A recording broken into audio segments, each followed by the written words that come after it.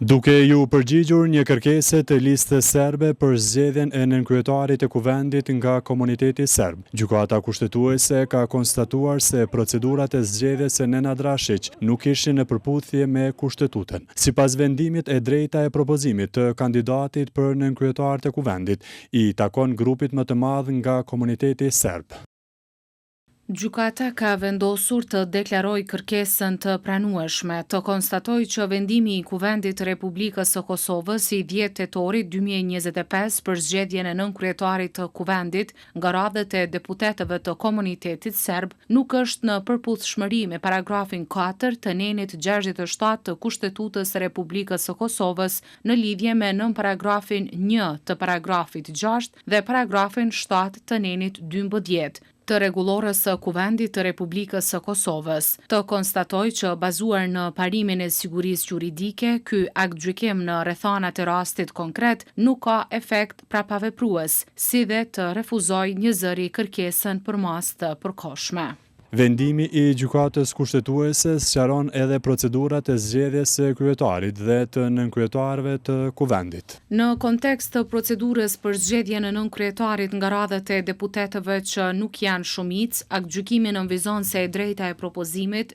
sikurse që është përcaktuar me rregulloren e kuvendit dhe në shkronjën dhe frymën e kushtetues, të konfirmuar edhe në praktikën gjyqësore të gjykatës, i takon shumicës apo numrit më të madh të deputetëve nga radhët e deputetëve të komuniteteve që nuk janë shumicë, të zgjedhur sipas nën paragrafeve 1 dhe 2 të paragrafit 2 të nenit 64 të kushtetues, të cilët gëzojnë legitimitetin më të madh demokratik brenda komuniteteve përkatëse. Vendimi i gjykatës kushtetuese tutjes sqaron edhe mekanizmat e deblokimit për zgjedhjen e strukturave të kuvendit. Është përgjegjësi e shumicës që të sigurojë përfaqësim efektiv të komuniteteve që nuk janë shumicë në institucionet shtetërore të Republikës së Kosovës, gjithsesi në kryesinë e kuvendit. Njëkohësisht është përgjegjësi e komuniteteve që nuk janë shumicë që në realizimin e të drejtave kushtetuese të sillen në përputhje me kërkesat kushtetuese dhe ligjore të Republikës së Kosovës. Përfshirë që votimi për kandidatin ose kandidatën e njëjtë mund të realizohet vetëm deri në